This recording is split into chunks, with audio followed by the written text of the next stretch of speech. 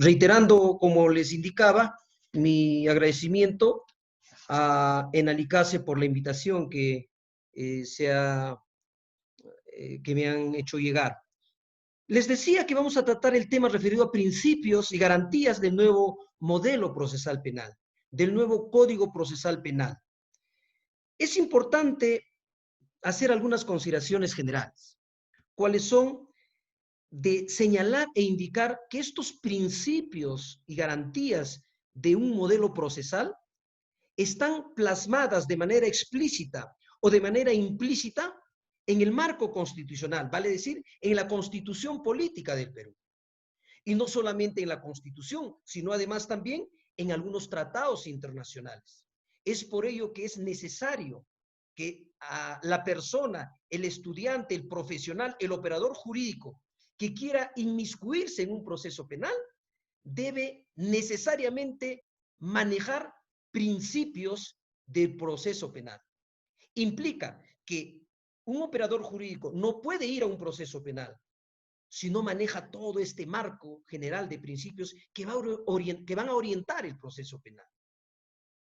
Vale decir, los principios que adopta un Estado es acorde con los principios plasmados o que están de manera implícita indicados en el marco constitucional y también en sus normas internas. Por lo tanto, debemos precisar que Constitución Política, principios del proceso penal, modelo procesal o sistema procesal son decisiones de política criminal que adopta un Estado. Y en nuestro caso, el modelo procesal penal que ha indicado o que está señalado en el Perú, tenemos pues un modelo denominado acusatorio. Para poder entender este tema, voy a referirme a algunos pequeños antecedentes de cómo se toma en consideración o cómo ha sido plasmado en el Código de Procedimientos Penales. Por ejemplo, en el Código de Procedimientos Penales no establecía principios. Vale decir, el Código de Procedimientos Penales, que es de 1940, se estableció un sistema mixto. ¿Por qué un sistema mixto? Ustedes sabrán, o los que no saben, les voy a precisar que en el Código de Procedimientos Penales de 1940 se indicaba que establecía un sistema mixto. ¿Por qué? Porque había un proceso que se denominaba proceso ordinario.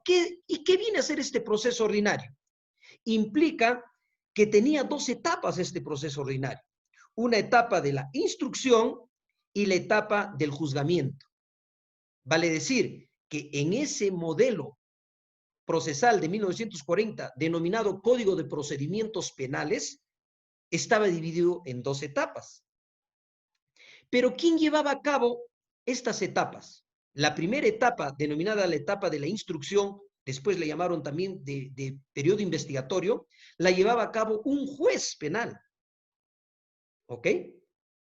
Y la segunda etapa, que era la etapa del juzgamiento, la llevaba a cabo un tribunal correccional compuesto por 3 magistrados, que después le denominaban vocales superiores. Vale decir, el que investigaba, el que llevaba a cabo la investigación, era un juez penal. Llevaba toda la investigación. Y luego se subía al superior en grado, a los vocales, a los magistrados, a la sala correspondiente, para que lleve a cabo el juicio oral o el juzgamiento. Y así se cumplía. Pero alguien dice, ¿pero por qué les hago ese antecedente? Porque el juez que investigaba pertenecía al Poder Judicial. Y la sala que sentenciaba, obviamente, pertenecía al Poder Judicial. Y por lo tanto, ambas autoridades, ambos funcionarios pertenecían al Poder Judicial. Por lo tanto, este modelo no estaba de manera precisa, la distribución de roles no estaba señalada de manera, digamos, orientada a que cada funcionario cumpla su rol. Es por ello que indicamos que este sistema, este modelo, pues ha tenido que evolucionar para llegar ahora al nuevo modelo procesal penal. ¿Y por qué hago el antecedente? Porque en el Código de Procedimientos Penales, cuando inicialmente les indicaba que existía el proceso ordinario, luego aparece el denominado proceso sumario. ¿Y qué implicaba un proceso sumario? ¿Saben qué implicaba este proceso sumario? Que el juez era tanto el que llevaba la investigación y este mismo juez era el que sentenciaba. ¿Qué implicaba ello? Que ya no había la etapa del juicio oral. Por lo tanto, el mismo juez era juez y parte a la vez. El mismo juez investigaba y el mismo juez sentenciaba en los denominados procesos sumarios. Y en el Perú, una buena cantidad de años se estaba llevando a cabo en más del 90 a 95% de procesos como procesos sumarios. Vale decir, no había el juicio oral y se estaba llevando a cabo como procesos sumarios. ¿Qué implicaba ello? Que habíamos retrocedido y ese denominado sistema inquisitivo dejó de ser inquisitivo para retroceder y hemos estado viviendo netamente, ya no un modelo mixto, perdón, sino habíamos retrocedido para llevar a cabo un sistema inquisitivo. Es por ello que en el camino había algunos proyectos, algunas propuestas de avanzar de este sistema inquisitivo para avanzar y llegar a un sistema acusatorio o a un modelo acusatorio. Por ejemplo, apareció el Código Procesal Penal de 1991, que se indicaba que era un sistema acusatorio garantista. ¿Qué indicaba este modelo del sistema acusatorio garantista? Indicaba que, si bien es cierto, también estaban los principios en el título preliminar, sin embargo, no entró en vigencia y solamente algunos artículos entraron en vigencia. Es por ello que luego en el camino apareció el proyecto del Código Procesal Penal de 1995, se aprobó por el Congreso, fue observado y tampoco entró en vigencia. Para así posteriormente, ahora sí, llegar a este nuevo modelo procesal. Y señalo que es un nuevo modelo procesal que algunos dicen era un sistema adversarial, pero desde mi perspectiva, antes de tratar estos principios, debo dejar precisado que no es un modelo adversarial. ¿Por qué no es un modelo adversarial? Un sistema o un modelo adversarial, como lo es, por ejemplo, en el sistema angloamericano, ahí quien lleva a cabo o quien sentencia, por ejemplo, es un jurado. En el Perú no tenemos jurados. Por lo tanto, no podemos indicar que es un sistema adversarial. Sin embargo, quien sentencia en el Perú viene a ser un juez. Y así hay algunos elementos que se hacen que este modelo procesal no sea un modelo inquisitivo, sino conocido como un sistema, o perdón, como un modelo acusatorio, contradictorio, o un modelo procesal denominado, desde mi perspectiva, un modelo acusatorio garantista con rasgos adversariales, porque en la etapa del juicio oral se lleva a cabo tomando en consideración aspectos de litigación oral. Entonces, este nuevo modelo de proceso penal, que ya está aprobado desde el año 2004 y que está en vigencia, mire cuántos años ha pasado, establece principios. ¿Y qué principios? Tenemos en el título preliminar que también están señalados de este modelo y que, como indico, son de carácter constitucional, son referidos en primer orden, principios referidos a la justicia penal. ¿Cuáles son esos principios referidos a la justicia penal? Tenemos, por ejemplo, el principio de imparcialidad. ¿Y qué debemos entender por este denominado principio de imparcialidad? Ya el profesor Julio Mayer señalaba que el principio de imparcialidad debemos entender desde un plano hasta etimológico, que viene a ser, por ejemplo, imparcial, es decir, que aquel que no es parte en el proceso. Este tercero, que es el juez, no es parte en el proceso, porque él es el que va a impartir justicia. Por lo tanto, la imparcialidad implica no estar inmiscuido o no tener interés de ninguna magnitud dentro del proceso. Es así que, por ejemplo, se puede hablar de una imparcialidad subjetiva y también de una imparcialidad objetiva. La imparcialidad subjetiva se indica o se puede señalar que es cuando el juez no debe tener ningún interés con el resultado del proceso. Vamos a poner un ejemplo. ¿Qué ocurriría si el juez, por ejemplo, tiene un familiar cercano? Va a tener interés en el proceso. O, por ejemplo, el juez es acreedor también, ¿no? Respecto a una persona. También debemos tener cuidado. Entonces, esos aspectos hacen que el juez pueda vulnerar el principio de imparcialidad. Es por ello que no podemos tomar en consideración que haya algunos elementos que puedan viciar el proceso. Igualmente, el principio de imparcialidad podemos indicarlo también desde un plano objetivo, vale decir, la imparcialidad objetiva. ¿Qué es la imparcialidad objetiva? Es la imparcialidad, dice, pues, asegura que el juez no se acerque al tema decidendum, al tema que va a resolver. Y este nuevo Código Procesal Penal, sí, al haber una distribución de roles, como había indicado, cada quien cumple su rol, y acá debo precisar por qué cada quien cumple su rol. Como les había indicado, en el modelo anterior era el juez el que investigaba y también podía sentenciar en un proceso sumario. En este nuevo modelo ya hay una distribución de roles.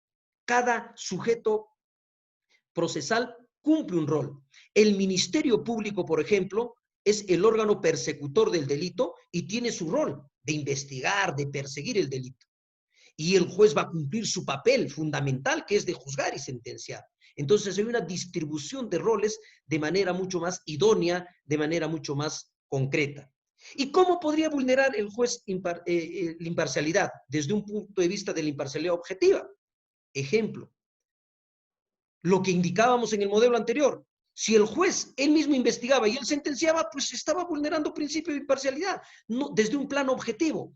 Para que un juez sea imparcial, no debe llegar contaminado al juicio oral al momento de llevar a cabo el juzgamiento y poder sentenciar.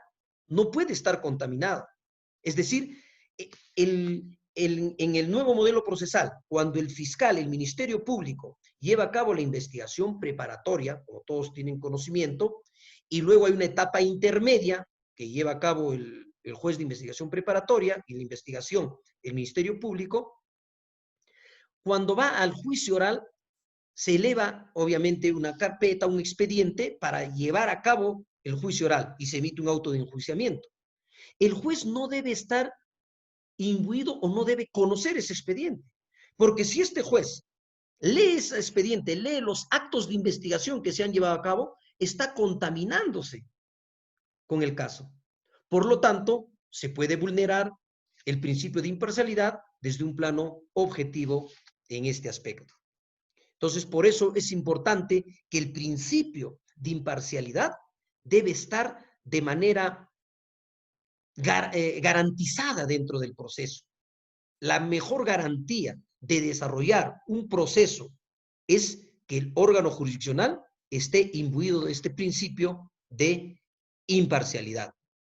Es por ello que cuando se duda de la imparcialidad de un juez, lo que se hace pues en el Perú y permite el nuevo modelo procesal es pues la recusación, ¿no?, de un juez, o también cuando el juez considera que hay alguna causal de vulnerar la imparcialidad, puede inhibirse también de poder conocer. Al decir, el mecanismo, la garantía por el cual debe apartarse es o bien inhibirse el juez de modo propio, o el tercero puede recusar al magistrado para que se aparte del proceso.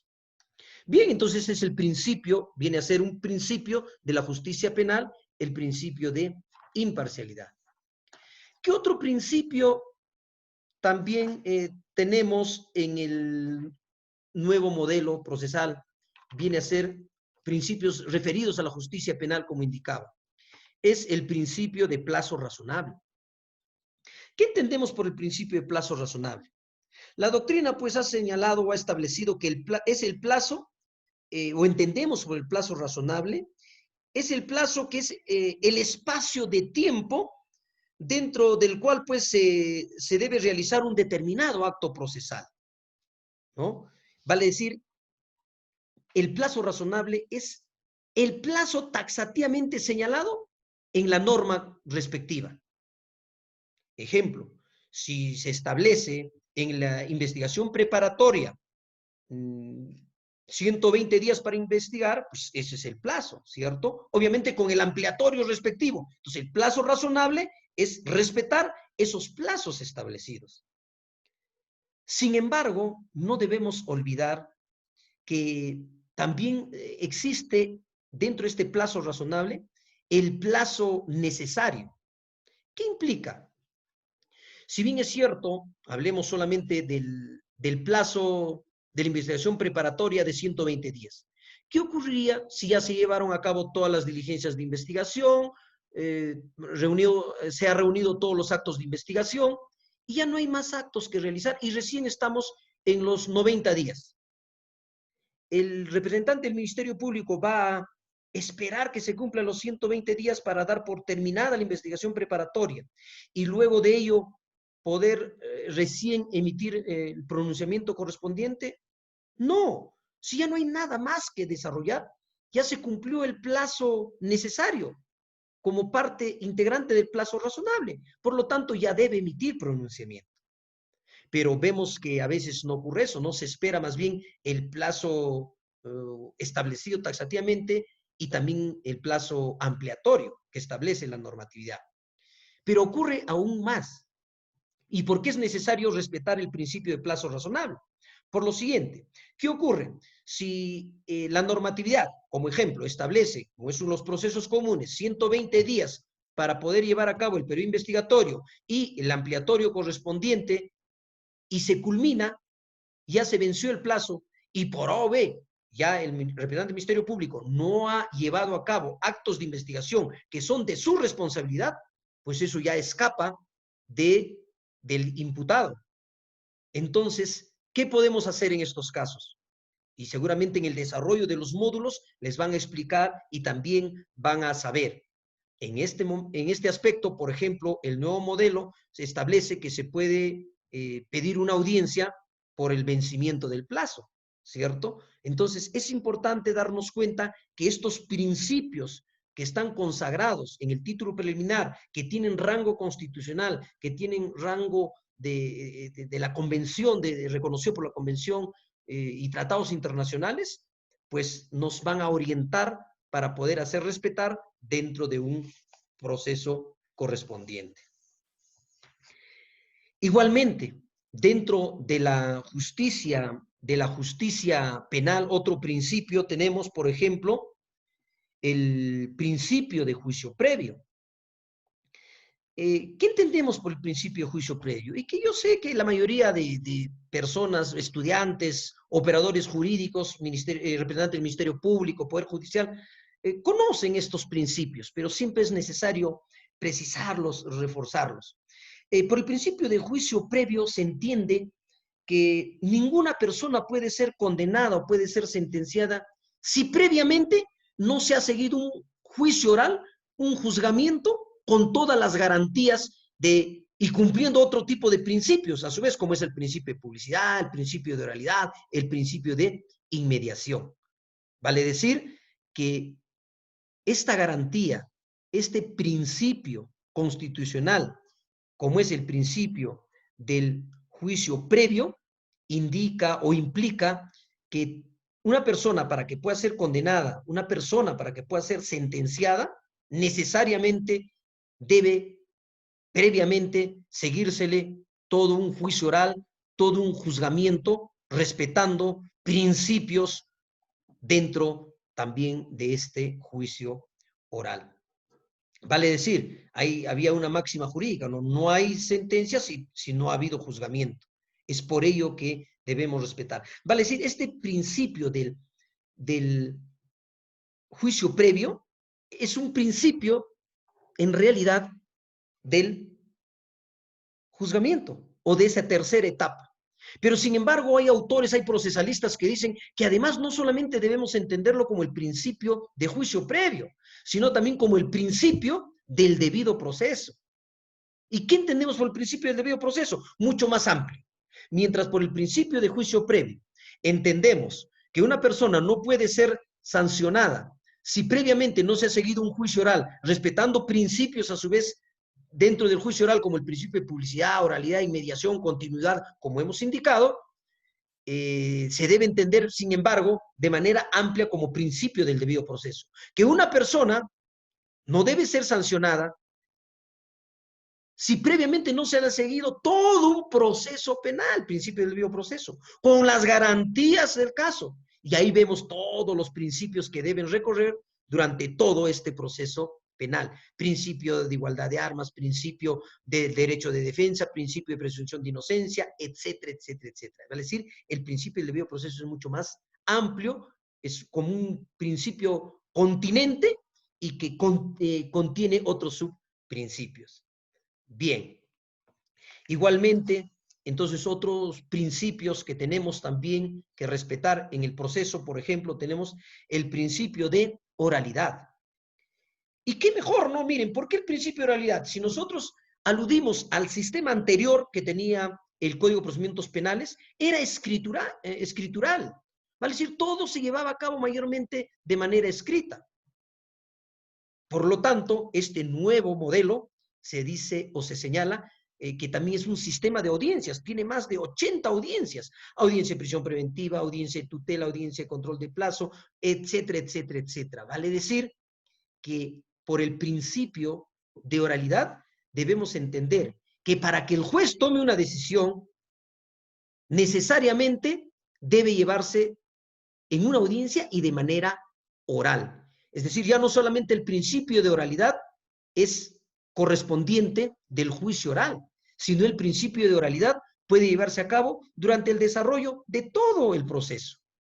Por ejemplo, a nivel de investigación preparatoria, si tenemos en cuenta que, por ejemplo, hay un pedido de prisión preventiva, pues se señala una audiencia de prisión preventiva en el cual se va a discutir este pedido de prisión preventiva que realiza el representante del Ministerio Público frente al acusado y a su abogado defensor.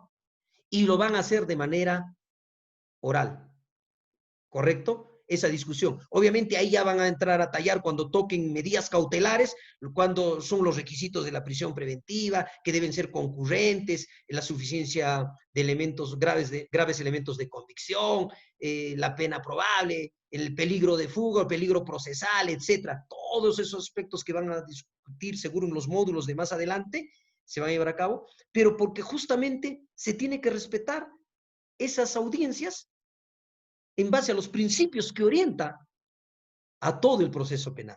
Entonces vemos cómo este principio de oralidad sí es importantísimo en todo el desarrollo del proceso. Y nuevamente hacemos como una especie de ejemplo.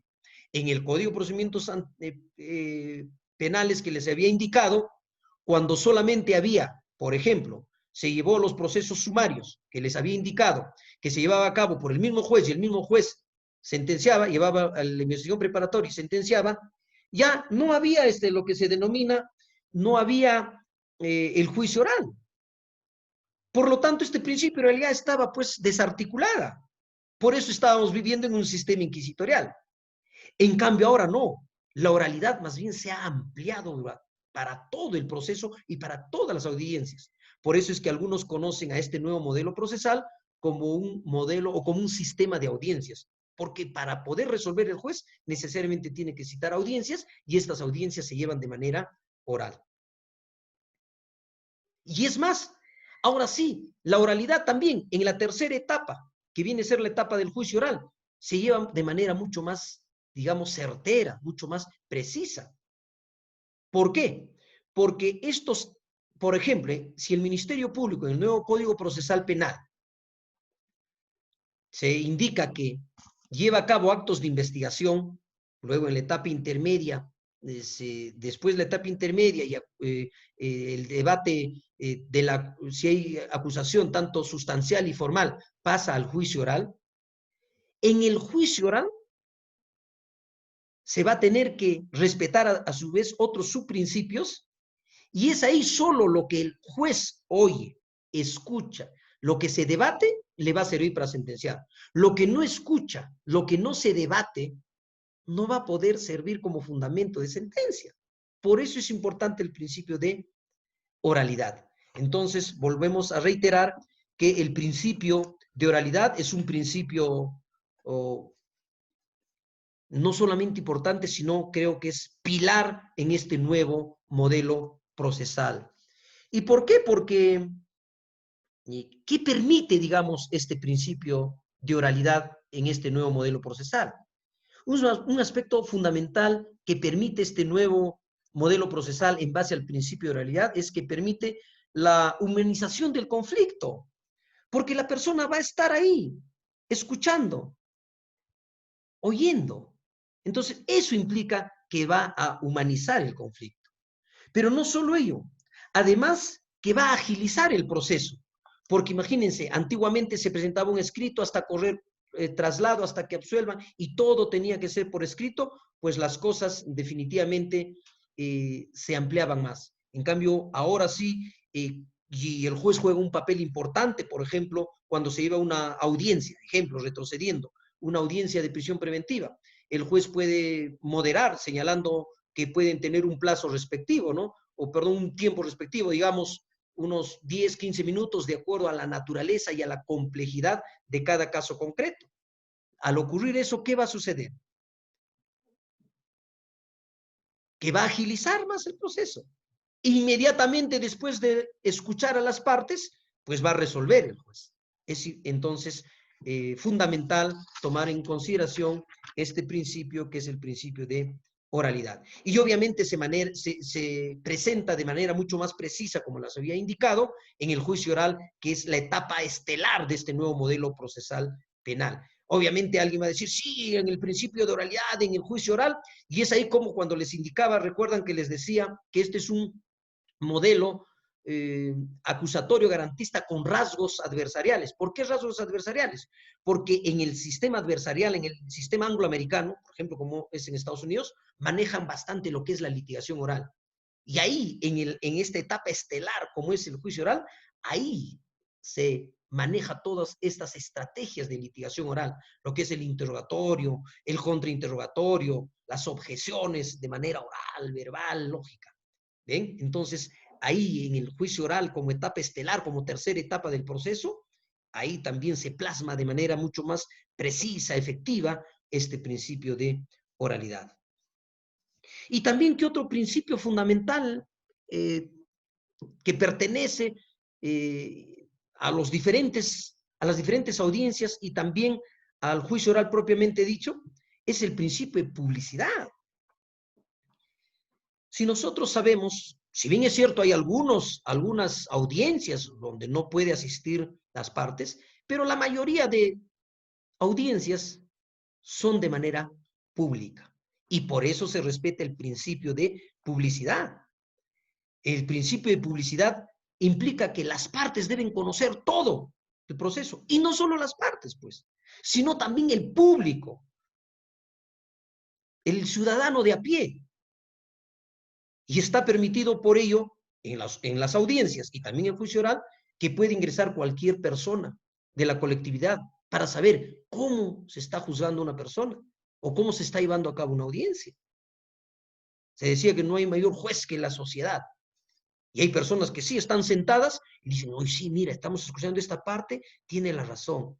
Aquí sí, mira, acá parece que por lo menos hay una sensación en virtud al principio de publicidad que va la prensa, van los noticieros, va la gente, y ahí se dan cuenta, y el juez también está atento y dice, estoy respetando el principio de publicidad, que pase la gente que escuche, y yo estoy emitiendo una decisión respetando principios procesales. Entonces, no es vaga, no es fugaz, ¿no? Sino es necesario. Pero ahora con el nuevo modelo ahí vamos a tener inconvenientes. Se dice que, por ejemplo, ya no van, por el tema de este COVID, ya algunas audiencias se van a llevar de manera virtual como la estamos haciendo, pero igual se está presentando la oralidad. Bueno, habrá que replantear el entendimiento de algunos principios procesales y que seguramente van a preguntar ustedes y en el camino también podría advertir y poder mencionarles, ¿no? Por ejemplo, se dice que ya no van a entrar a la audiencia lleno como es antes, pues solamente el 50%, o solo las partes porque hay que garantizar y el riesgo. Entonces, por ahí alguien me dice, pero se está vulnerando el principio de publicidad. Caramba, pero si va a poder ser visualizado de repente también por otros mecanismos virtuales, hay formas de poder respetar estos principios. Entonces vamos a tener que, de repente, algunos principios de carácter procesal, replantear o reconceptualizar para poder desarrollar este nuevo modelo procesal. Otro principio que tenemos es el principio de contradicción. ¿Qué entendemos por el principio de contradicción? Miren, el aspecto fundamental, y seguramente van a indicar los entendidos en materia y también los no entendidos, las personas que están involucrándose y conociendo este nuevo modelo. Van a decir, claro, tenemos por un lado el Ministerio Público y por el frente tenemos al imputado y al abogado defensor. Por lo tanto, cada uno tiene sus argumentos. Entonces, la posibilidad de poder contradecir el argumento de mi contraparte es respetar el principio de contradicción. Por eso es importante que una persona argumente y la otra persona va a contraargumentar. Es un encuentro de posiciones, un encuentro de fundamentos para respetar la contradicción. Y también podemos entender el principio de contradicción, la posibilidad de que una prueba puede ser sometida al contradictorio. ¿Qué ocurre? Y aquí vamos a manejar el lenguaje técnico como es en el nuevo modelo procesal. Ojo, en este nuevo modelo procesal, en la etapa de la investigación preparatoria, sabemos que se realizan actos de investigación, ¿correcto? Y los actos de investigación sirven para acusar. Pero cuando ya se está a nivel de juicio oral, ahí sí se va a llevar a cabo actos de prueba. Vale decir, hablamos de medios probatorios y actos de prueba propiamente dicho en la etapa del juicio oral. Cuando es sometido al contradictorio, ahí, al debate, va a adquirir la calidad de medio probatorio. Me explico. Por ejemplo, si una persona que va a testificar respecto a un hecho, cuando le toman su declaración a nivel de investigación preparatoria, es un acto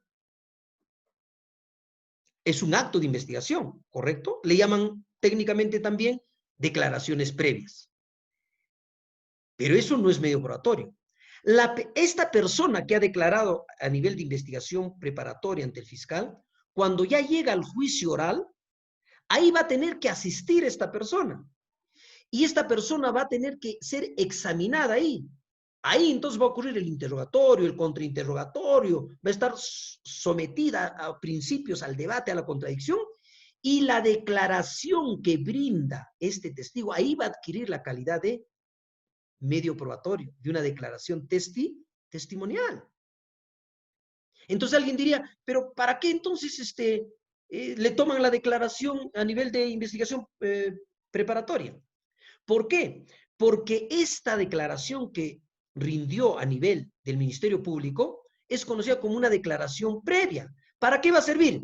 Para que cuando se esté en el juicio oral o se pueda impugnar credibilidad del testigo o impugnar credibilidad del testimonio. O por ahí también, si depende de qué parte uno esté, también puede ser para refrescar la memoria del testigo, según las circunstancias y según el caso lo requiera.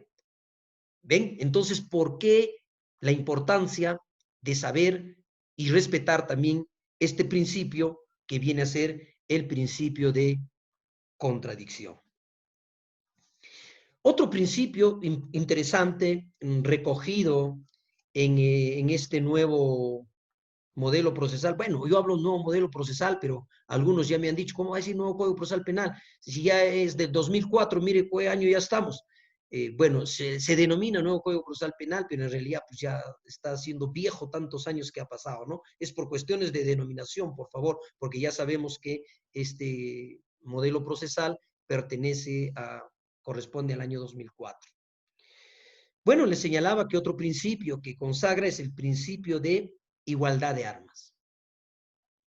Y el principio de igualdad de armas es la prerrogativa que tienen ambas partes, en este caso, por un lado, el representante del Ministerio Público y por otro lado, el imputado y su abogado defensor, de poder tener las mismas facultades y las mismas prerrogativas y la misma posibilidad de aportar también actos de investigación y también de prueba durante el proceso.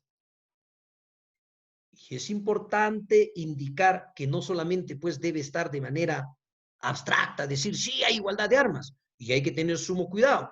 Por ejemplo, ha ocurrido casos en que el Ministerio Público, como lleva a cabo la investigación preparatoria, y él lleva a cabo bajo su estrategia, planteando su teoría del caso y indica qué actos de investigación va a llevar a cabo. Sin embargo, aun cuando el imputado está amparado en el principio de presunción de inocencia, también puede llevar y ofrecer actos de investigación para que se lleven a cabo, ¿cierto?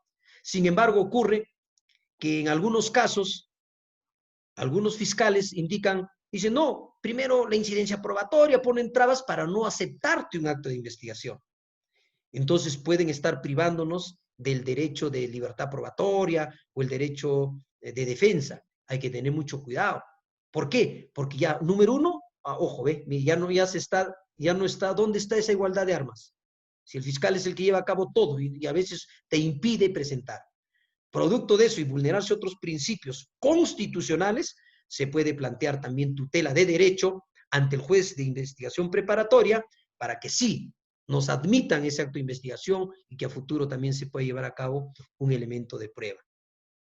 Entonces, como correlato del respeto del principio de igualdad de armas y de vulneración de otros principios, permite ejercitar algunos institutos procesales, como por ejemplo la tutela de derechos que está consagrado también en el Código Procesal Penal.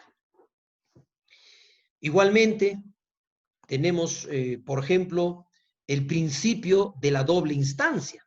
¿Qué entendemos por el principio de la doble instancia? También conocido como el principio de la pluralidad de la instancia, ¿cierto? Este principio, pues, se entiende que cuando resuelve un juez, emite una decisión, es posible que pueda ser revisado por un ente superior. Y es por ello que este principio de pluralidad de la instancia, pero yo he preferido ponerle principio de la doble instancia, porque cuando se emite un pronunciamiento por un juez, es la posibilidad de revisar e interponer el recurso correspondiente, mayormente es la apelación, para que el superior examine. ¿Es cierto? Ese es el principio de la doble instancia. Es decir, hay dos instancias. Y alguien puede decir, no, pero para ir a la Suprema, en casación sería una tercera instancia. Ojo, no es instancia el ir en casación a la Suprema, es un ente netamente casatorio. ¿Ya? Por eso es importante respetar el principio de la doble instancia o el principio de la pluralidad de la instancia, que implica que solamente hay dos instancias, que ante la decisión que emite un juez pueda ser evaluado, pueda ser reexaminado por un ente superior, que en nuestro caso, cuando, por ejemplo, emite un juez unipersonal, va en apelación al juez colegiado para que pueda resolver o revisar de acuerdo al medio impugnatorio que pueda haberse interpuesto en ese momento. Bien, esos son algunos principios referidos al principio de la justicia penal que están también señalados en el nuevo modelo procesal penal peruano. A lo mejor hay para hacerlo ameno alguna pregunta hasta este momento para poder seguir avanzando, por favor. Levante la mano para poder habilitarlos y poder de repente intercambiar algunas ideas.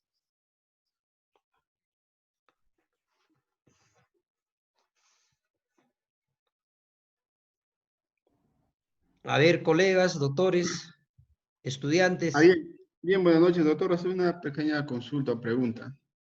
A ver, sí, dígame usted, lo escucho. Bien, doctor.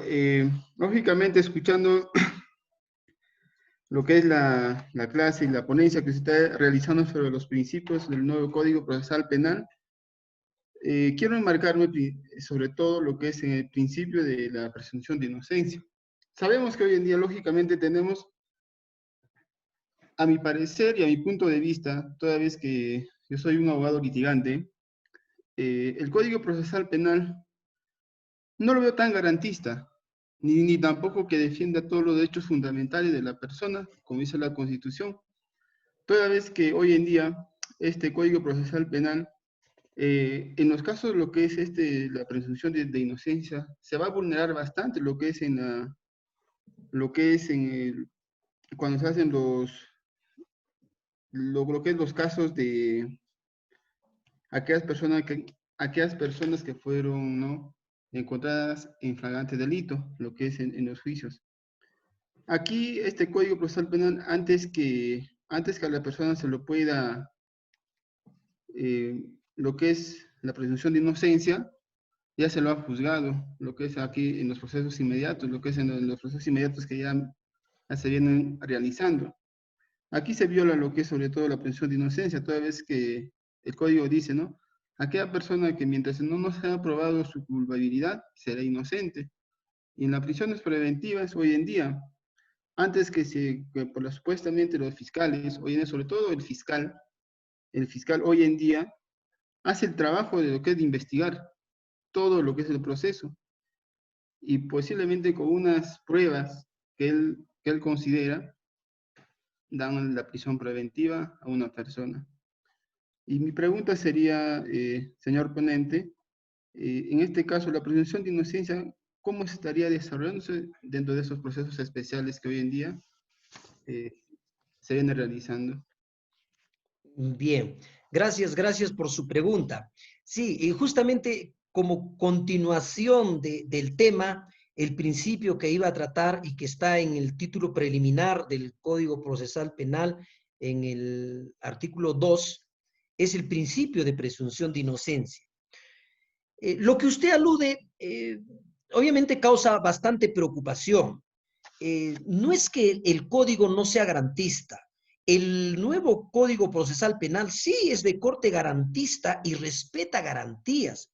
Lo que ocurre es que si los operadores jurídicos no respetan estos principios procesales, son ellos los que no aplican y no respetan estos principios procesales.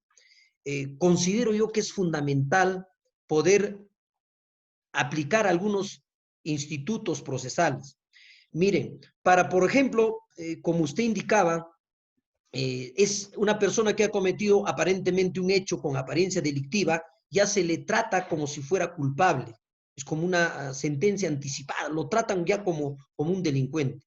Entonces, eso es porque los operadores jurídicos no entienden, y usted tiene razón, que a veces esta persona que está siendo procesada, al respetar el principio de presunción de inocencia, se le debe dar el trato de inocente.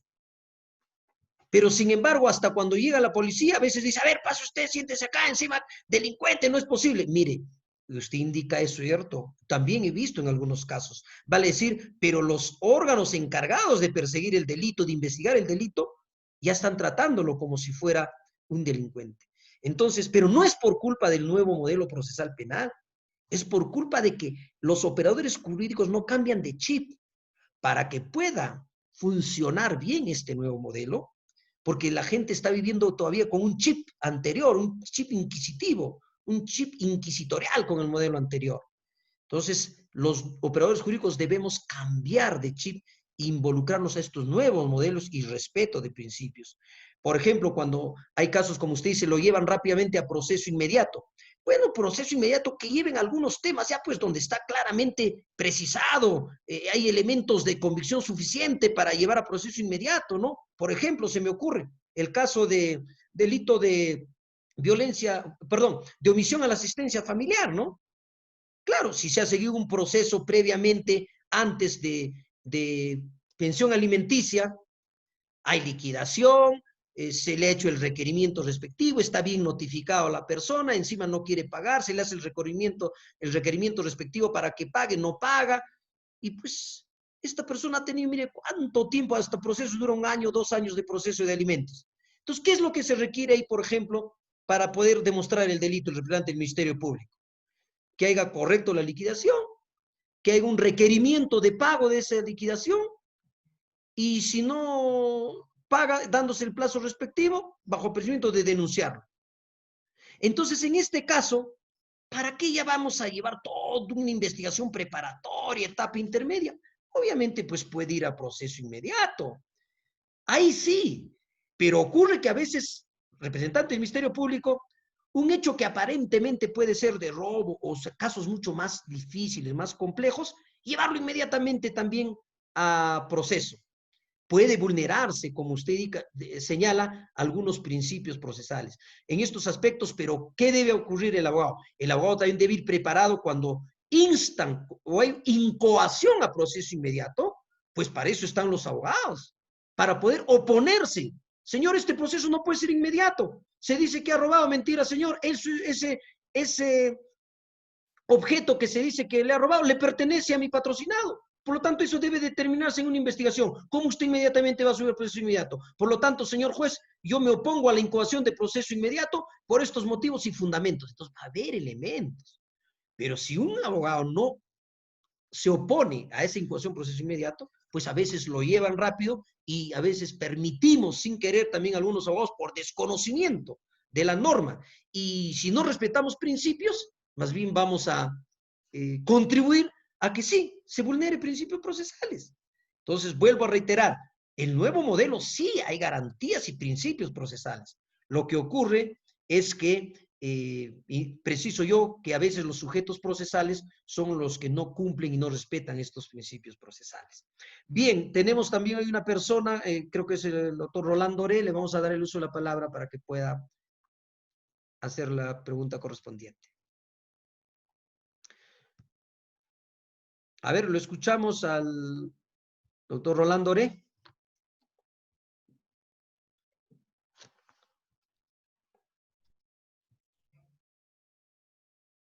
¿No se encuentra?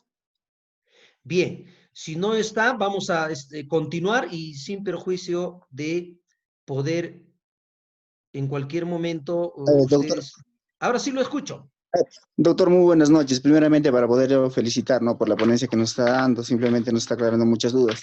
Doctor, mi participación va básicamente a lo que es el principio de igualdad de armas que su persona ya la ha tratado. Doctor, si bien es cierto, el Ministerio Público, con lo que es, con la parte imputada, digamos, a criterio mío, siento que no hay, pues, una igualdad de armas, ya que el Ministerio Público cuenta con la policía adscrita al Ministerio Público, cuenta con medicina legal, cuenta con peritos, el Ministerio Público puede solicitar información a diversas instituciones públicas, también cuenta con la figura de la incautación y muchas otras cosas más, doctor.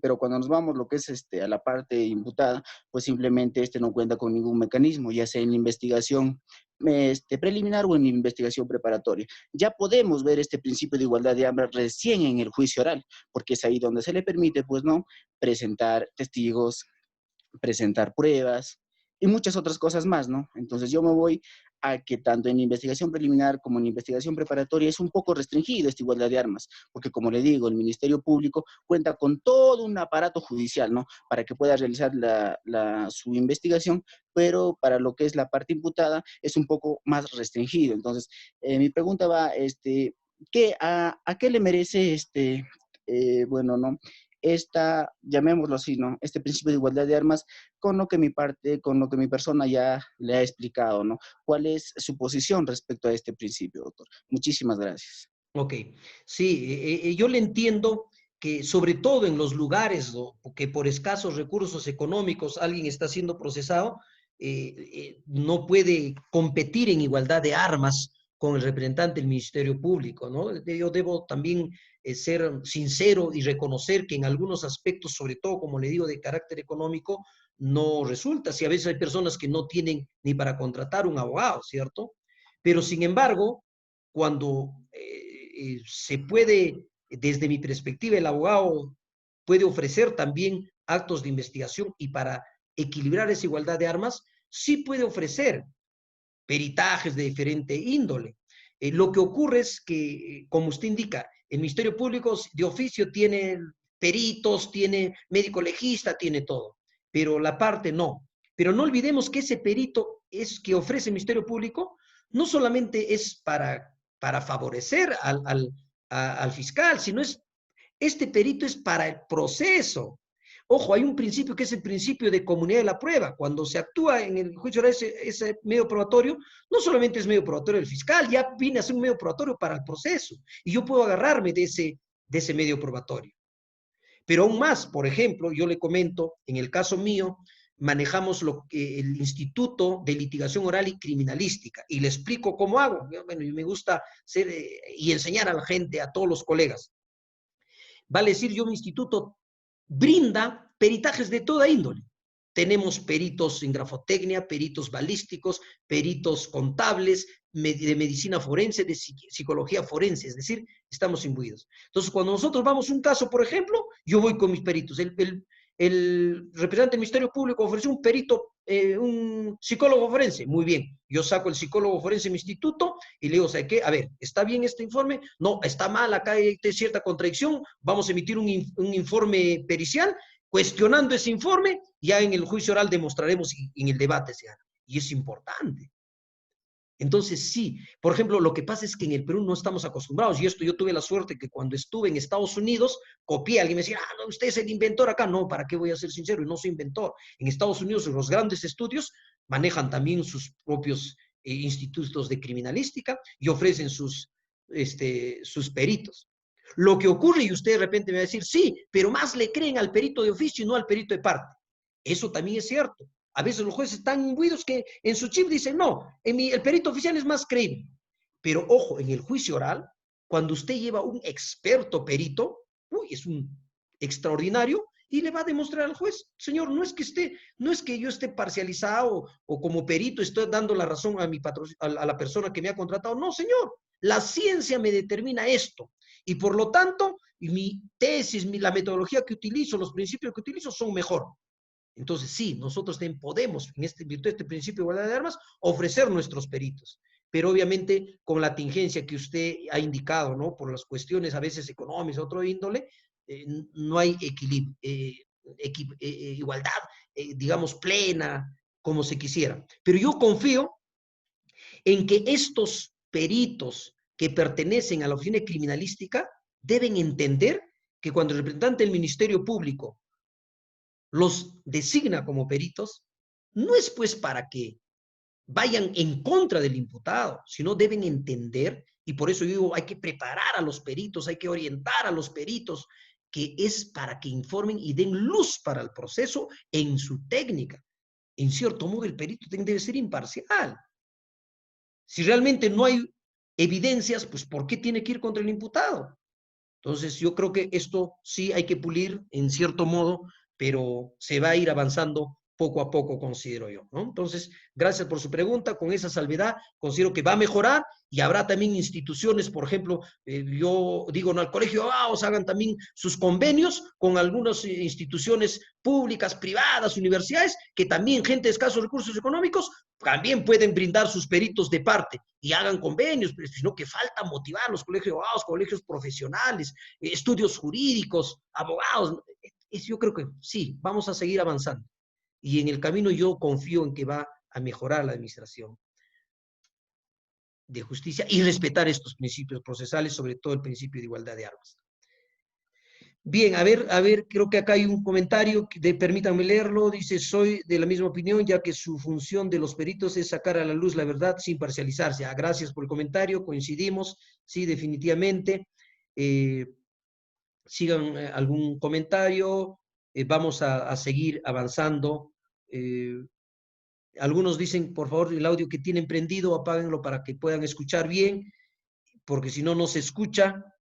Dice, al ver ahí a otra persona, indico, yo creo que en cuanto a las pericias, si hay igualdad de armas, en un caso el 122B se someten a la evaluación por disposición tanto por el imputado como la agraviada, la conclusión del certificado médico legal podría favorecer hasta el investigado. Lo que les indicaba es cierto, entonces el perito no es para el fiscal, sino es para el proceso, ¿no? Y en virtud del principio de comunidad de la prueba, caramba, es para el proceso y de ahí puedo cogerme. Bien, es importante, yo más bien les agradezco a todas las personas que también están haciendo sus comentarios y creo que a eso hemos venido, a poder conocer, de repente no solo conocer, sino entendernos que al final manejar principios es para que opere mejor la administración de justicia en materia penal.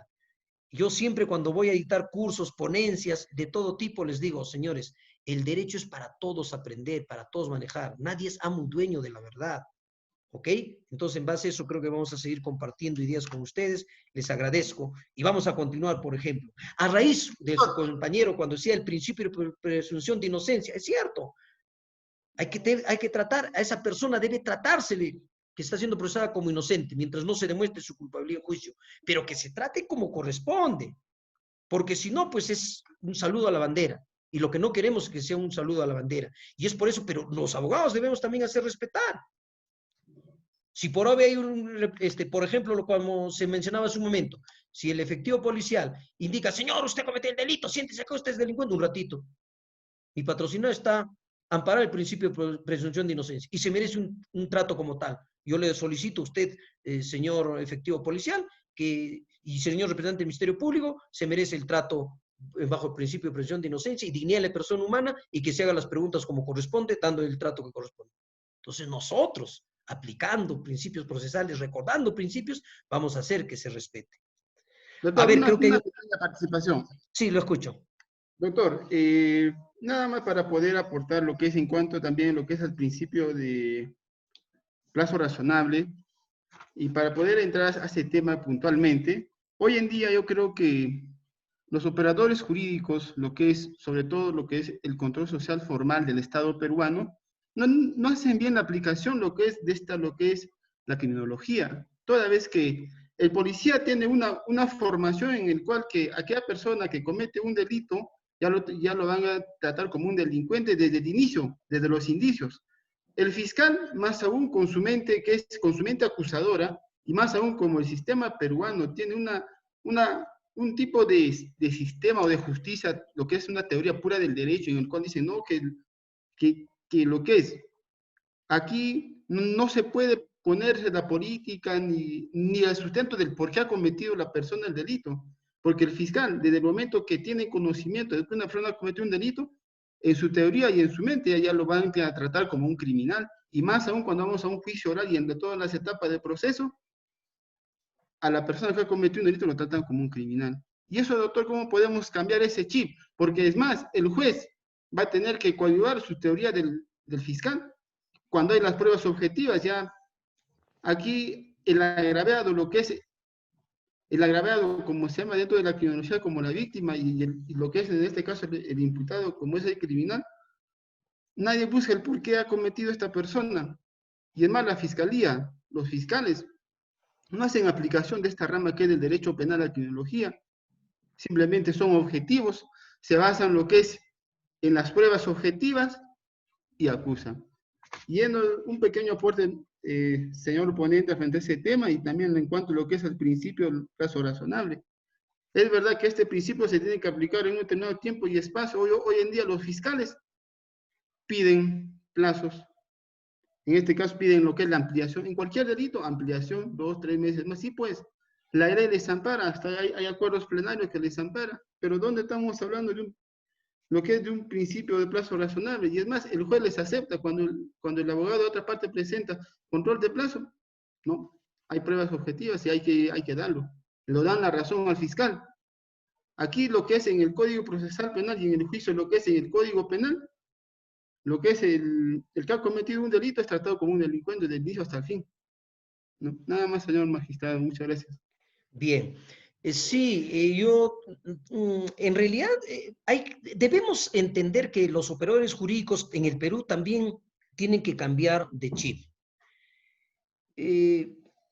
Cuando se habla, por ejemplo, que a veces el fiscal sí, vulnerando el principio de presunción de inocencia, ya lo trata como culpable en todo momento, porque justamente no manejan principios procesales. Y yo también he tenido esos desengaños que seguramente están sufriendo. Es más, de repente, no sé, algunas personas me indican aquí que tengo acá la relación, que también son de Huancavelica, por ejemplo. Tuve la suerte de ser juez penal allá en esta hermosa ciudad de Huancavelica. Y sí, el representante del Ministerio Público persigue como si fuera un tema particular, lo personaliza. Y eso ya debe salir de los representantes del Ministerio Público. por lo siguiente, y también hay que prepararlos. Algunos ya están mejorando, y les explico por qué. Porque el nuevo Código Procesal Penal establece un principio importantísimo, y que muchos no se han dado cuenta, que está consagrado en el título preliminar, en el artículo 4 del título preliminar, referido al titular de la acción penal. ¿Sabemos quién es titular de la acción penal? Representante del Ministerio Público, fiscal. ¿Qué principio le pertenece a él? A él no le pertenece el principio de imparcialidad. Ojo, algunos se confunden. No, yo estoy investigando de manera imparcial, dicen los fiscales. Mentira, señor. A usted no, que le corresponde como representante del Ministerio Público el principio de imparcialidad. El principio de imparcialidad es un principio de la justicia penal que le corresponde a los jueces, al magistrado. Entonces, ¿qué principio es el que le pertenece y el que debe aplicar el representante del Ministerio Público? Es el principio de objetividad. Ojo, el título preliminar señala como principio, ya les dije, estos principios son de carácter constitucional, son los que inspiran. ¿Y qué debemos entender por el principio de objetividad en materia penal? Es que yo, representante del Ministerio Público, si yo veo que hay elementos de investigar que esta persona ha cometido el delito, perfecto, pongo todo el aparato correspondiente para perseguir el delito y acusarlo. Contrario sensu, si hay elementos que me hacen ver que esta persona no ha cometido el delito, pues también contribuyo a investigar y sobreseer el caso, archivar el caso, porque él no ha cometido el delito. Pero con lo que algunos colegas comentan, es cierto lo que ustedes indican. No, el fiscal lo toma como a pecho. A como de lugar tengo que buscar donde sea para descubrir que ha cometido un delito. No, pues no inventen, no exageren, no vayan. Eso está mal. ¿Por qué? Porque vuelvo a repetir, el Ministerio Público personaliza el tema y eso hay que hacer un trabajo también con los representantes del Ministerio Público, operadores jurídicos, y hacerles entender que el principio por el cual ellos se deben manejar es el principio de objetividad. Muy bien, señor, si hay elementos de convicción que ha cometido el delito, persiga, porque es cierto, porque la pretensión punitiva del Estado debe llegar, debe sancionarse el que ha cometido el delito. Contrario sensu, si una persona no ha cometido el delito, usted fiscal también ponga todo de su parte para sobreseer, para archivar el caso. Y eso es correcto. Sino que algunos fiscales con el pensamiento, el chip anterior, dicen, no, ¿qué me van a decir si lo archivo? No, mejor ya no, ya lo absolverán, todo acusan, todo vengan a acusar y seguir. Hay que cambiar el chip. ¿Ya? Y con eso no estoy yendo, por favor, contra todos los fiscales. Hay fiscales extraordinarios, mis respetos. Yo no solo he litigado en Huancavelica, Huancayo, he estado en Lima, Trujillo, viajo en diferentes partes del Perú. He visto extraordinarios fiscales también. Con algunos mis respetos. Acá yo me encontraba y decía, veían el caso, señor, yo voy a algún caso, retirar mi acusación. ¡Qué extraordinario! Para mí mis respetos, yo terminaba con aplausos, y obviamente de manera interna, ¿no?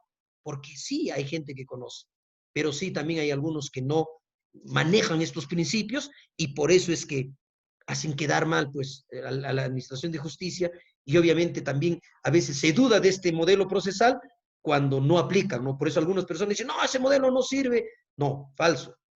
Más bien por el contrario. Les voy a poner un ejemplo que siempre pongo yo. Es como cuando alguien aprendió a manejar. Si yo estoy manejando, por ejemplo, un Zapito, ¿no? Un carro que le denominan un Volkswagen Zapito, manejo muy bien. Pero de la noche a la mañana me dan un Ferrari. Uy, no sé manejar eso, más de 200 por hora me puedo estrellar. Es igualito. El código anterior, el sistema inquisitivo tradicional, todo era escriturario, todo presentabas las pruebas al rato que querías, en el juicio era al último minuto, señor, tengo esto. Ahora no se puede, ahora todo es respetar en cada momento, oportuno, etc.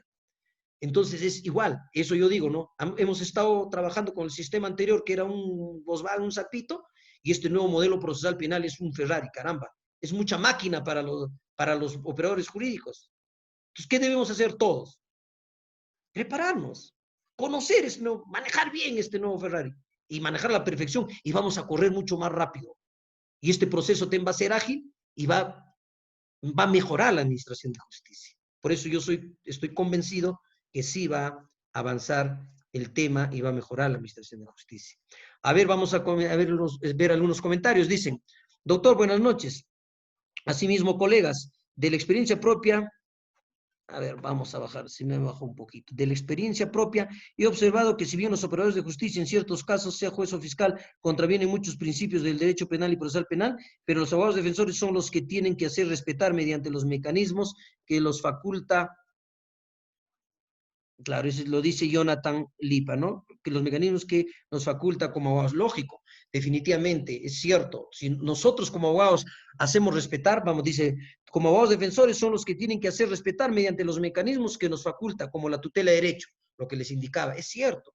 Nosotros vamos bien preparados, vamos a hacer respetar. Señor, se venció, ya, 120 días, ampliable 60 días, se venció, ya, más no se puede también, señor, exceso de plazo.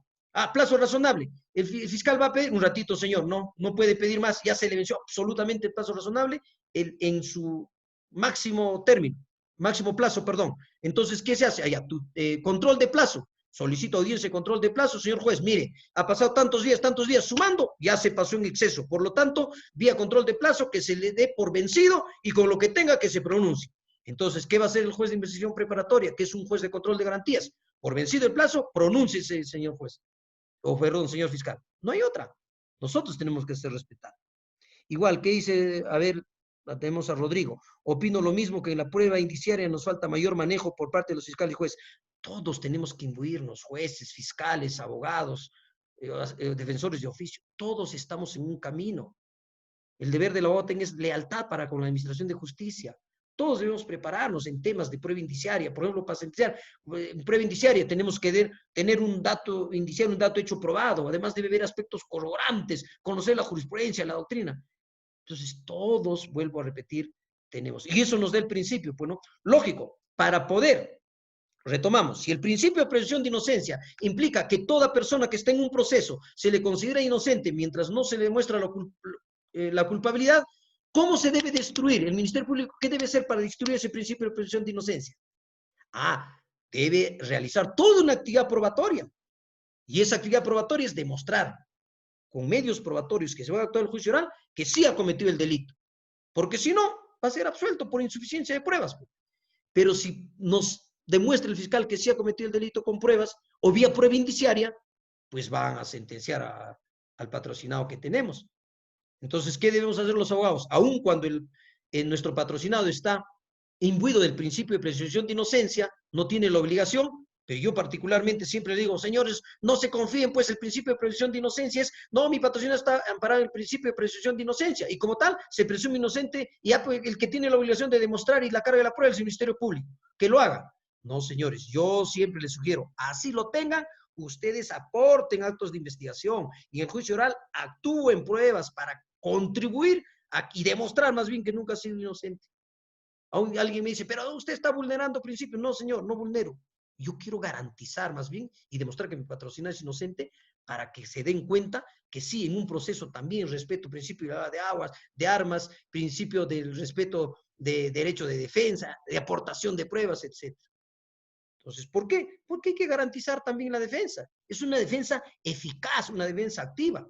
No olvidemos que el Tribunal Constitucional en muchos casos ha traído en nulidad algunas sentencias. ¿Por qué? Porque algunos abogados no han defendido bien a sus patrocinados, ¿ah?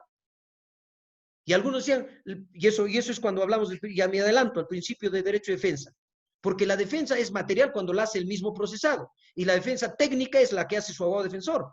Pero ¿qué hacemos cuando el abogado no está preparado? Ojo, ahora a los jueces les está permitido en el juicio oral o en las audiencias, si el abogado no está preparado, decirle señor, prepárese, porque si no lo voy a cambiar. Y verdad, y si no se prepara, se ha visto casos en el Perú, ya jueces dice, señor, al imputado le dice, señor imputado, ¿sabe qué? Su abogado no lo está defendiendo bien. Y como debe garantizarse el derecho de defensa, yo como juez debo garantizar el derecho de defensa, señor, cambie de abogado. Le doy plazo para que cambie la próxima, o si no va a ir el de oficio que conoce más de derecho penal. Y lo cambian. Porque debe garantizarse el derecho de defensa. Por eso es que cuando un abogado defiende mal en materia penal, se dice que ya no solamente es, no, pero tuvo abogado, tuvo el título. No, señor. Fue su defensa eficaz, conocía temas, planteó bien su teoría del caso, presentó los recursos respectivos, impugnó cuando debía impugnar, fundamentó como debía fundamentar. Revisado, no, señor, ese abogado no, inactivo, no ha presentado en medios como cuando correspondía, no ha fundamentado como correspondía. Entonces, no ha habido defensa, pues habrá tenido abogado, pero no ha habido una defensa activa. Y el Tribunal Constitucional ha declarado nula varias sentencias por vulnerar el derecho de defensa eficaz. Por eso es importante también la preparación de los abogados. Miren cómo está garantizado. Entonces, sí, el nuevo modelo también permite respetar el principio de derecho de defensa. Pero estamos cumpliendo los abogados con prepararnos. Y ahí también tenemos que hacer mea culpa a los abogados. ¿Ah? Por ejemplo, en el caso mío, yo lo que siempre los oriento a mis colegas, y ahora justamente he preparado un tema de coaching jurídico, les digo, señores, lleven el curso de coaching jurídico, demuestre. Yo, como coach, el coach le va a ayudar a demostrar sus habilidades, sus destrezas y descubrir su potencialidad. Porque, ¿qué pasa cuando no está preparado el abogado? Va a correr el riesgo de que lo saquen de la audiencia por vulnerar el principio de derecho de defensa.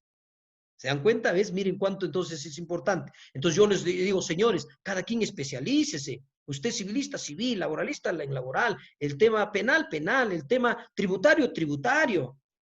Por ejemplo, a mí viene un caso, señor, lléveme este proceso. Señor, yo no sé ese proceso. Si es netamente derecho tributario, no lo sé. ¿Por qué voy a llevar? Ay, el error que cometemos los abogados. No, señor, entonces, ¿de qué vivimos? Reciben todo. Yo he visto, ponen un letrero los abogados. Derecho, especialista en penal, civil, laboral, constitucional. Wow, Dios mío, wow, sabe todo. Me parece, Dios ya. Miren, se dan cuenta. Lo importante es que nosotros también seamos honestos y nos preparemos, así como en la medicina, ¿no? El cardiólogo para tratar el corazón, el neurólogo para los temas de la cabeza. Nosotros los abogados tenemos que estar preparados. Por eso es que las personas van, a ver, yo tengo que, al especialista, el civil, civil, penal, penal. Y ahí, en materia penal, justamente también debemos respetar el principio conocido como el principio de presunción, perdón, el principio del derecho de defensa. ¿Bien? Qué importante. Entonces, es el manejo de principios, ¿ves? Los principios no solamente son para imparcialidad para el representante, perdón, para el Poder Judicial, de objetividad para el Ministerio Público, ¿ves? Derecho de defensa también para nosotros. Todos estamos imbuidos en que mejore la administración de justicia. Y yo soy uno de los convencidos que para que mejore la administración de justicia en el Perú es que todos los sujetos procesales y los operadores jurídicos cumplamos principios del proceso penal, porque son de rango constitucional, de tratado de derechos humanos, etc. Solo así va a mejorar. A ver, vamos a seguir tocando algunos principios para seguir manejando. Por ejemplo, tenemos también principios de las medidas limitativas de derechos. Ojo, en el título preliminar, en el artículo 6, se habla de legalidad de medidas limitativas de derecho. Ojo, ¿a qué se refieren estas medidas limitativas de derecho? Muchos confunden con las medidas limitativas que sancionan en el Código Penal. No tiene nada que ver, por favor. En el Código Procesal Penal, cuando en el artículo 7 se habla de la legalidad de las medidas limitativas de derecho, se está refiriendo a las medidas cautelares. Ojo, en materia penal también, pues hay medidas cautelares de naturaleza personal y medidas cautelares de naturaleza real. Las medidas cautelares de naturaleza real, perdón, personal, ya ustedes saben, tenemos el principio, perdón, la prisión preventiva, comparecencias con restricciones, ahí tenemos la detención domiciliaria, comparecencia simple, etcétera, ¿cierto? Hay todo unas medidas. En nuestro modelo, el código ha señalado medidas limitativas de derecho. No son más que las medidas cautelares. Pero para que determine un juez, y por ahí también alguno de los colegas indicaba y decía, no, pero acá no se respeta, le dan detención. Claro, pues, si la regla es la libertad, parece que los jueces hasta ahora no entienden y todo dan detención, detención. Miren, ahora por el tema del COVID ya se está creando hasta nuevas leyes, va a salir para poder disminuir la población carcelaria. Por culpa de magistrados que mucho, pues también todo lo ven detención, cuando la regla es la libertad, y ya nos hemos cansado, y seguramente ustedes también, de decir que la regla es la libertad, y sin embargo, mayormente dan la prisión, ¿cierto? Con un nuevo modelo, prisión preventiva. Pero para que determine el juez la prisión preventiva, debe respetar principios. La pregunta es, el abogado objeta y le dice, y hace ver, y le señala al señor juez, y decir, señor, no puede dar la prisión preventiva, pues, porque debe respetarse principios. ¿Y cuáles son esos principios? El principio de legalidad, principio de motivación, principio de proporcionalidad, principio de razonabilidad. Y dentro del principio de razonabilidad tenemos el principio de adecuación, el principio de necesidad, el principio de proporcionalidad propiamente dicha, el principio de ponderación. ¿Le refutamos cada uno de esos nosotros? Le decimos, no, señor juez, acá no hay ponderación, o no hay proporcionalidad, no hay razonabilidad por estos fundamentos. Ojo, que hay jueces, sí, son extraordinarios, ¿ah?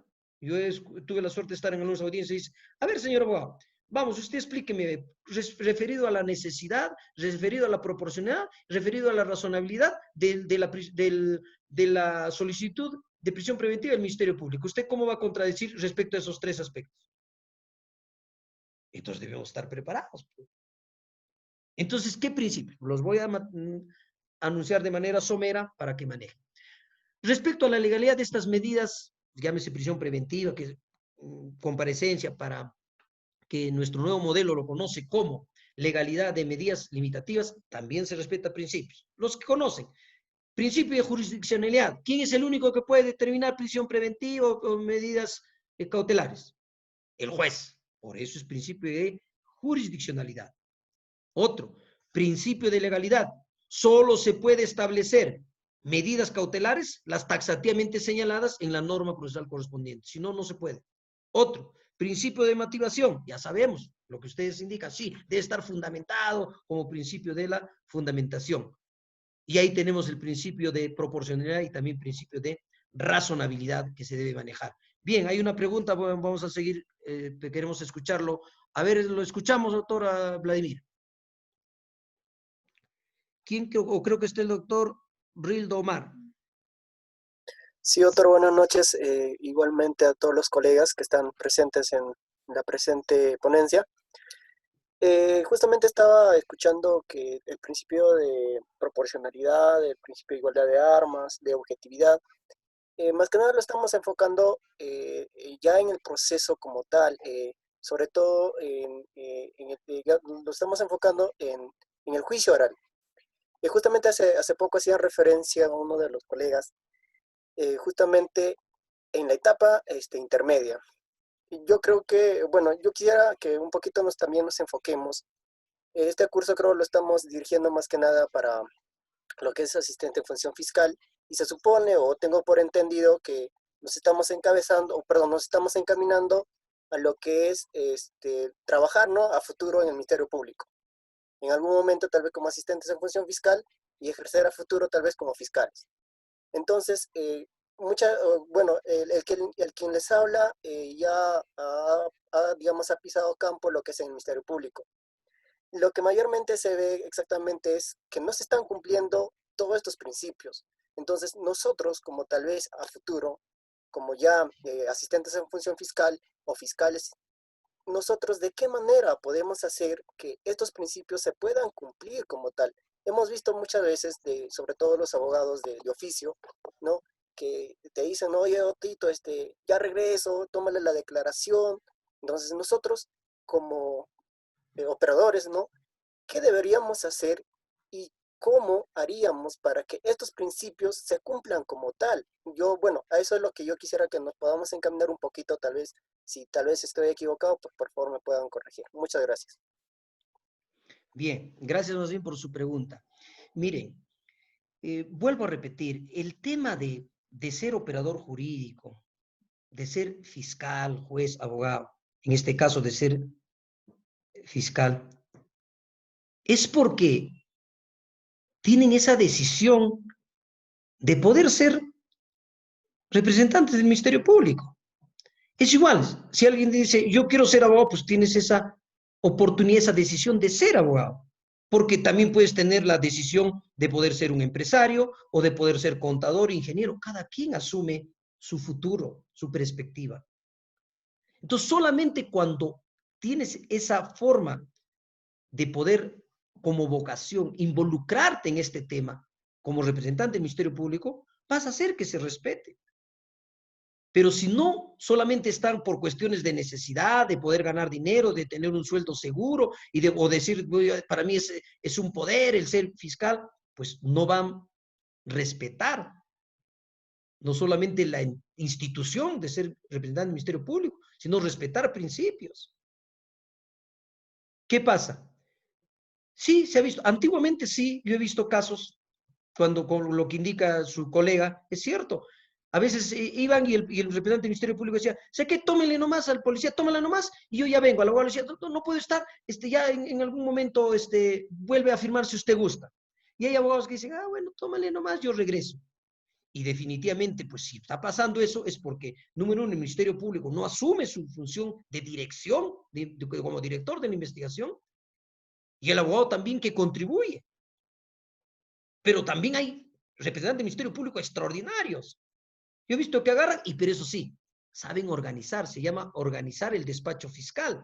Y dicen, muy bien, señor, yo soy director de la investigación, coordina bien con la Policía Nacional, llama al jefe de Policía Nacional y dice, ¿qué? Nosotros tenemos que investigar los delitos, porque si nos peleamos, peor para nosotros, pues no, somos un binomio, dice Ministerio Público y Policía Nacional. Y tenemos que, si es que se ha cometido el delito, descubrir y probar. Y se ponen de acuerdo. ¿Y qué hacen? Entonces se organizan, porque a veces cuando se pelean este problema, pues dicen, no, el representante de la Policía Nacional dice, no, yo hago caso a mi comando, mi jefe es el superior, usted no, se pelean. No, pues, el director de la investigación es el Ministerio Público, como tal, el policía de investigación merece obediencia al Ministerio Público. Y cuando se organizan, ¿qué pasa? ¿Qué sucede? Algo importante. Por ejemplo, vi un fiscal, ¿qué hacía? Decía, señores, los lunes, miércoles y viernes, ¿qué hacemos? Vamos a, ustedes vienen a mi despacho, tiene 4 o 5 efectivos policiales. Entonces está tomando una declaración acá, porque a veces sí hay saturación, y eso debemos comprender, ¿ah? Algunos dicen, no, pues no va a tener un solo caso, a veces tienen 3, 4, 5 casos al momento. Entonces, ¿qué hace el Ministerio Público? El señor está tomando la declaración acá, el otro policía acá, el otro aquí, en su despacho. Pequeño, no, pero ahí están. Y está organizándose. Va acá a ver, esta pregunta es así, sí, señor, ¿sobre qué está contestando? Aquí, aquí. Y eso sí, y los martes y miércoles yo voy donde están ustedes. Va a la policía. Pero no, pues hay fiscales, no, no, usted tiene que venir al rato que yo quiero. O sea, se pelea y eso está mal. Pero si se organizan, caramba, va a funcionar bien. Y el fiscal que respeta principio de objetividad va a decir, caramba, acá hay elementos probatorios, señor, sigamos adelante, hay que demostrarle y será sancionado más adelante y acusaremos. Y cuando no hay al otro, señor, acá mire, estas evidencias dicen que no ha cometido el delito. En vano ha venido a denunciar. Mire, esta chica denunció el delito de violación. ¿Qué ha pasado? Mentira, como ha llegado tarde a su casa para que su papá no le diga, mentira, denunciado. A ver, sus amigos que dicen, no, sí, no, mentira, han estado de noche por... Ya, no hay elementos. Señor, acá para qué investigamos, a perder plata, dinero, el Estado va a movilizar. Hay elementos, a ver, ¿qué dicen los testigos que han estado presentes? Sí, no está. Hay un video, por suerte, estaba ahí tomando, no había pasado nada. Ya suficiente, ¿para qué? Hay elementos para archivar, se archiva. Porque toma su profesión como corresponde, con corazón, con pasión. Y no olvidemos que todo trabajo, toda labor es ponerle corazón. Solo así creo que vamos a respetar principios y el Ministerio Público también va a conducirse por buen camino como director de la investigación, como persecutor del delito, porque eso es lo que indica la Constitución política. Bien, ¿hay alguien más de repente por ahí? ¿Alguna pregunta? Ya estamos ya faltando poco, avanzando. Obviamente, siempre es necesario de repente algunas preguntas para que puedan hacerlas.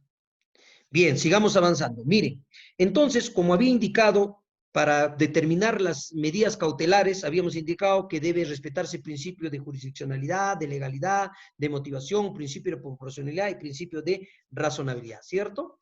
Pero, ¿qué es este principio? El principio de proporcionalidad. Ojo, el principio de proporcionalidad se dice que evita una utilización desmedida de la medida.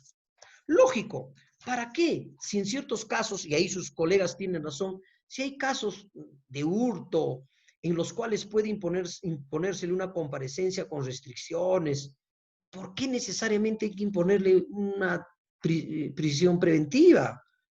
No guarda proporción entre el hecho cometido y la medida que se está dando. Pero también debemos entender, por ejemplo, son casos pues de parricidio, casos de feminicidio.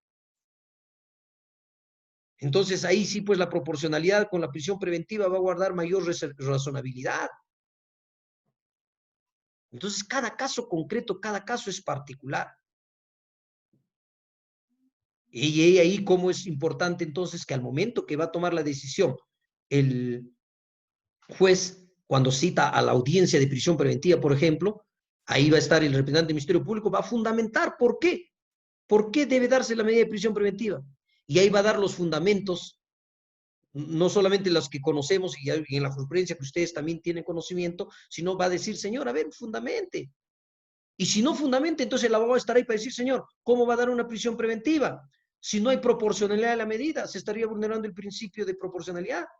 No hay razonabilidad, se está vulnerando el principio de razonabilidad. ¿Cómo por este delito, que no hay elementos graves de convicción, cómo va a vincularlo y va a darle esa prisión preventiva? Entonces, debemos cuestionar en virtud del principio de contradicción y respetando principios, cuestionar ese pedido de prisión preventiva. Pero a veces no cuestionamos, solamente cuestionamos por cuestionar, decir, señor, para nosotros no es elemento grave de convicción. Sabemos valorar cada elemento, si es grave o no elemento de convicción.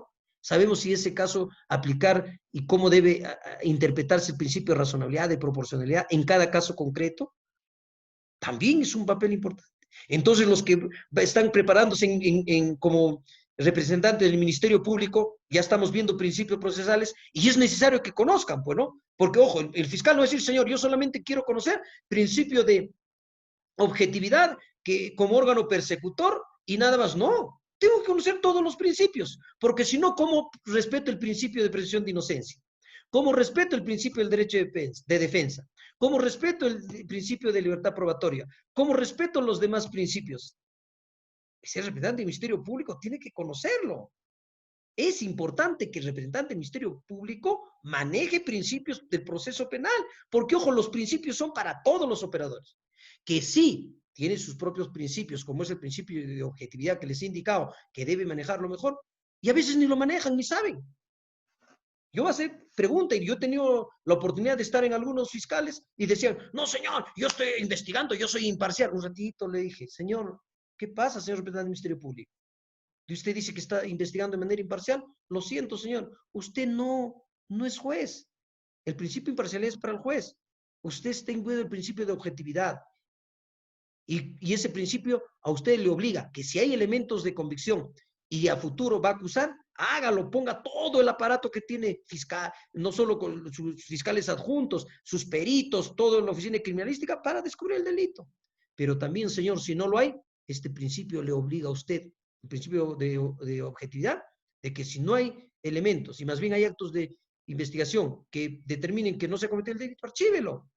Pero si usted dice, no, yo lo paso nomás, ya lo absolverán, no, pues, no está manejando principios. Por eso es que es importante el manejo de principios, de todos los principios del nuevo modelo procesal penal que deben conocer los operadores jurídicos. Bien, tenemos también el principio respecto a la vigencia e interpretación de la ley penal. No olvidemos, pues, que esta ley procesal penal, el principio que rige es el principio tempus regis actum. ¿Qué es el principio tempus regis actum? Implica que la ley procesal penal es la que rige al tiempo de la actuación procesal. Entonces, no olvidemos, ¿no? Siempre dice, ¿y qué es la que ley? Bueno, es diferente en materia penal cuando lleven, también hay aplicación de la ley penal en el tiempo, en el espacio, principios de irretroactividad, principio de retroactividad benigna, etcétera, ¿cierto? De ultraactividad que maneja. Para efectos, el principio matriz en materia procesal penal es el principio regis tempus actum. Vale decir que la ley procesal, la que rige, es al tiempo de la actuación procesal.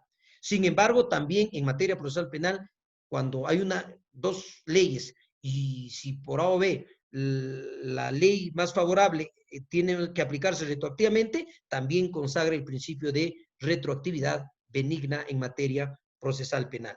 Igualmente, el principio de favorabilidad en este caso, al reo, ¿no? Si hay dos normas que están en colisión, se aplica la que es más favorable, por lo tanto, también prevalece el principio de favorabilidad en materia procesal penal. No olvidemos que los principios que estamos tocando, principios del proceso penal, que también hay diferentes al principio del derecho penal propiamente dicho, que algunos hablan de que es un derecho penal sustantivo. Otro principio, el principio de legitimidad de la prueba, ¿no? ¿Por qué es importante manejar principio de legitimidad de la prueba? Porque el medio probatorio debe ser incorporado válidamente y debe ser valorado válidamente dentro del proceso. Porque si no se obtiene y no se incorpora válidamente, puede ocurrir en algunos casos que se esté obteniendo de manera ilícita una prueba. Y por lo tanto ese elemento probatorio va a ser una prueba prohibida. Y ya sabemos que la prueba prohibida es aquella que se obtiene con vulneración de un derecho constitucional y no va a servir. Entonces, el que maneja principios de legitimidad de la prueba va a saber cómo se incorpora la prueba, cómo se ofrece la prueba, cómo se valora la prueba, y hay que conocer toda la actividad probatoria. Entonces va a respetar este principio. Pero si se ha obtenido una prueba con vulneración de un derecho constitucional, va a ser prueba prohibida. Entonces el Ministerio Público va a saber que al momento de obtener una prueba, de hacer una prueba, va a tener que realizarlo respetando principios constitucionales. Porque contrario censo, si se obtiene vulnerando el derecho, un derecho constitucional, pues puede constituir en prueba prohibida y nos van a plantear tutela de derecho, excluir ese material probatorio, etc.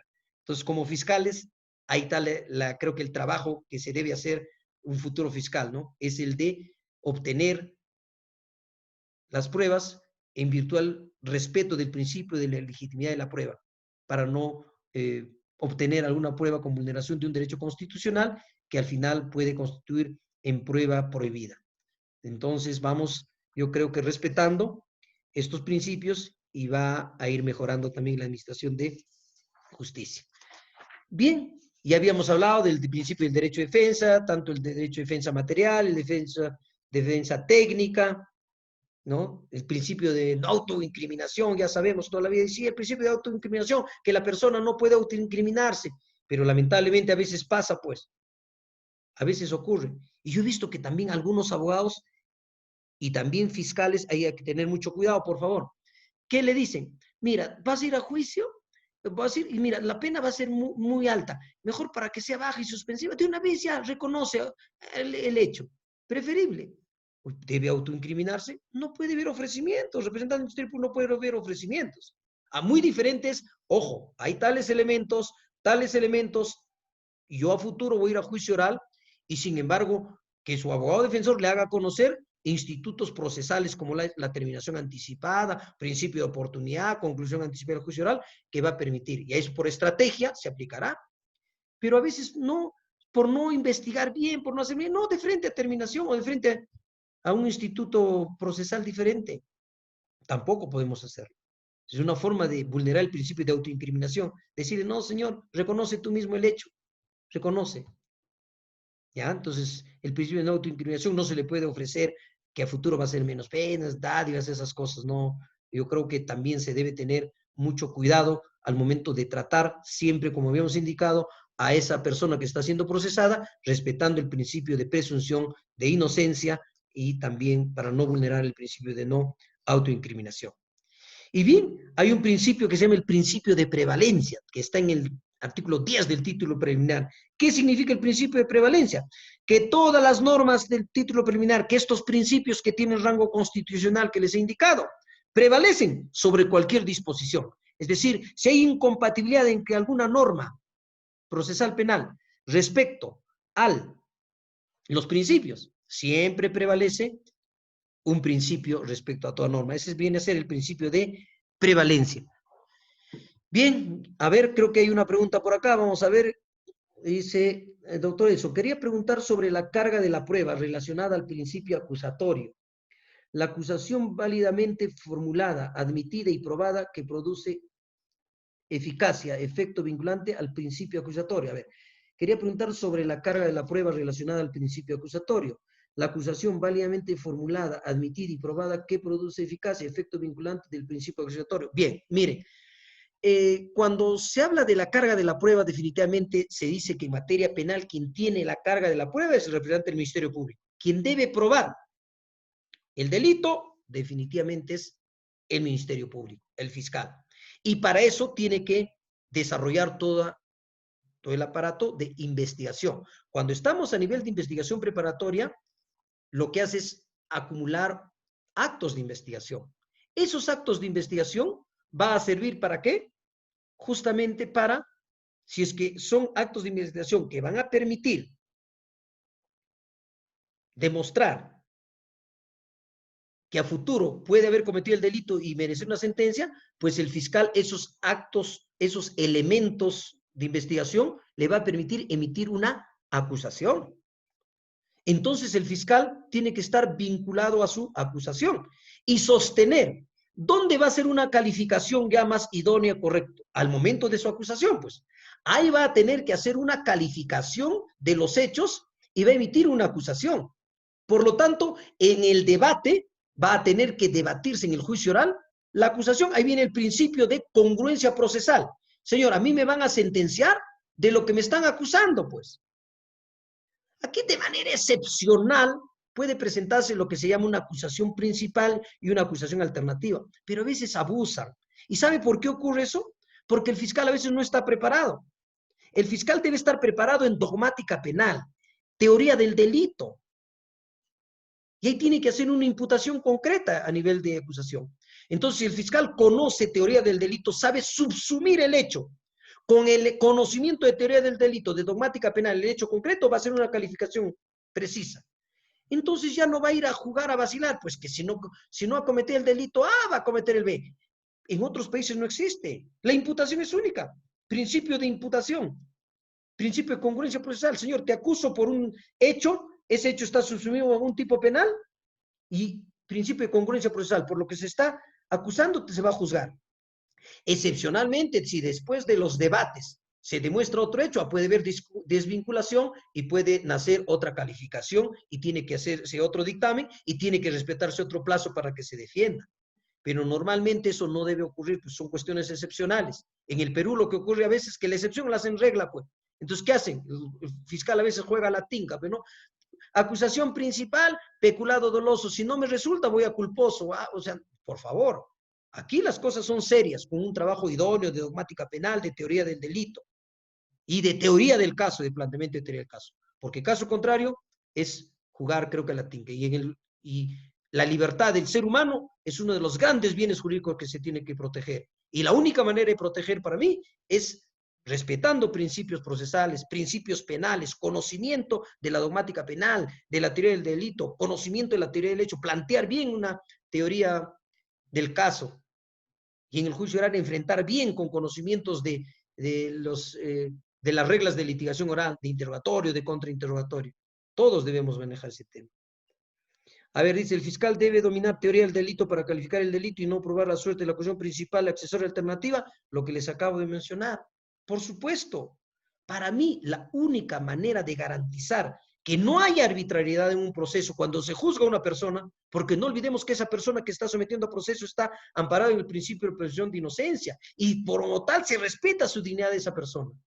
Y para destruir ese principio de presunción de inocencia, para que el fiscal plantee su teoría del caso, para que emita su acusación a futuro, para que investigue, necesariamente, sí o sí, no hay otra alternativa, tiene que manejar teoría del delito.